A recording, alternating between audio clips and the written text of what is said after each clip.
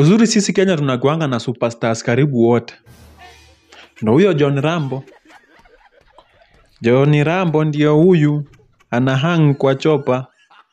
Nani mwingine ashaifanya hivyo? Na bado ni Mkenya mwingine. Ndio huyu ni John Rambo 2. Juu kuna mwingine ashaihang pia. Sasa huyu ni wa pili. Uzuri Kenya tunakuanga na kila kitu na kila mtu. Kila superstar tuko naye Kenya, hata nyinyi mnajua. Sasa unajua jamaa, wanaume wengine wakiwa mahali wakipiga story akiwaambia, unajua mimi nishaipanda ndege, hakuna kitu atamwambia juu yeye ashaifly. Ashaifly huku juu. Nyinyi hamkufly, yeye amefly. Anyway, my main point is, sasa what if jamaa kwa bahati mbaya aanguke, aumie, ama apoteze uhai wake? Nyinyi watu mngeanza kukuja mseme, oh Prince Inda, oh Obina, oh wako nini, oh wamefanya nini. Nyinyi watu tunawajua kitu mngesema.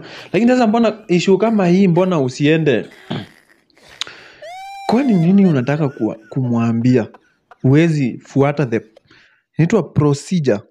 Kama ni kitu unataka kuambia Inda ama Obina, unafuata hivi. Akona inaitwa nini? Management yake. Fuata procedure pole bana. Mbona ufanye drama kama hizi zikucost life?